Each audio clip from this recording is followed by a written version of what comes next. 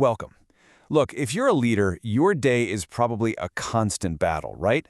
You've got your strategic priorities on one side and this never-ending flood of operational demands on the other. If that sounds familiar, you're in the right place. Today, we're going to unpack a toolkit that's designed not just for productivity, but for peak executive performance, helping you reclaim the clarity you need for those big, high-stakes decisions. All right, let's dive in. First, we'll get to the root of what's sabotaging your performance. Then, we'll get into a three-part solution that covers your environment, your attention, and your physiology. And don't worry, we'll wrap it all up with a simple action plan you can literally start using the second this is over. So before we can build a better system for doing high-impact work, we've got to understand the two big forces that are constantly working against your focus and your efficiency. We all have them. Think about a new phone. It comes with a default ringtone, a preset wallpaper, things you didn't choose. Our habits work the exact same way. These are the behaviors we fall back on when we're on autopilot, especially when our brain is already overloaded. The real question for any leader is this: are your defaults actually designed for strategic impact, or are they just the path of least resistance, costing you precious cognitive energy? And this really gets to the heart of the conflict. On one side, you've got scattered focus. That's the multitasking trap. Every single time you switch tasks, your brain pays a price. It wastes mental energy just trying to reload context. But on the other side, you have directed focus. That's where you concentrate all your cognitive horsepower on a single thing, like a laser. And honestly, the top performers, the best leaders, they live almost exclusively in this state. Okay, let's get practical with our first strategy. We're going to literally architect our physical and digital spaces so they work for us, not against us. The goal is to make those high-value, focused behaviors the new, easy default.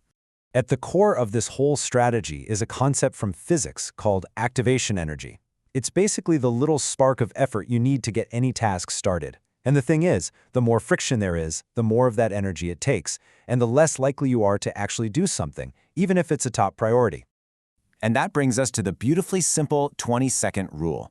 The big idea here is that just 20 seconds of extra friction is often all it takes to stop a bad habit in its tracks. And by the same token, removing 20 seconds of friction can make a really good habit almost automatic. This rule comes from psychologist Sean Achor. He wanted to learn guitar, but he kept defaulting to watching TV instead. So he asked himself, why?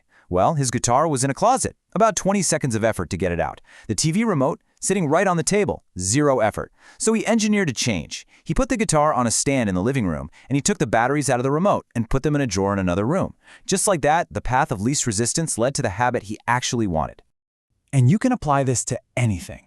Want to jump into strategic planning first thing in the morning? Easy. Before you shut down for the night, close all your other tabs and open only that document. Want to stop checking your phone? Put it in a drawer or another room. Increase the friction for the low-value stuff, decrease it for the high-value work. All right, so now that our environment is primed for success, it's time to sharpen our most valuable tool, our attention.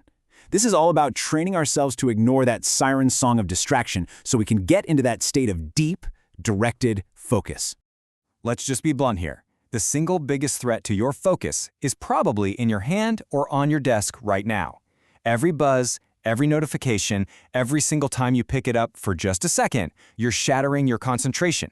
You're leaking precious mental energy that should be spent on what really matters. So how do we fight back? The Pomodoro technique is one of the most powerful tools for rebuilding that focus muscle. It's not about working 8 hours straight. It's about managing your cognitive energy with intense, uninterrupted sprints of pure concentration. The structure is so simple, it's brilliant. You choose one, and only one, task. You set a timer for 25 minutes, and you work on that one thing with 0 distractions. No email, no phone, no quick questions from anyone.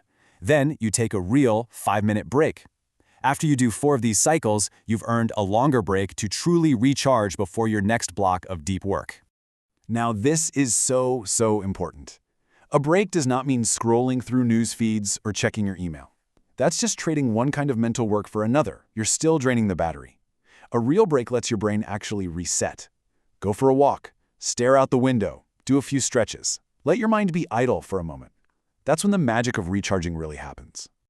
Our final strategy is based on a simple truth. Your brain is a biological machine. You can have the best systems and tools in the world, but if that machine isn't properly fueled and maintained, you are never going to hit peak performance. It's just not possible. And look, this isn't about wellness in some vague, fluffy sense.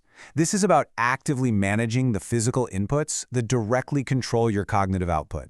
Your ability to focus, to solve complex problems, to have stamina through a long day of back-to-back meetings, it all starts right here.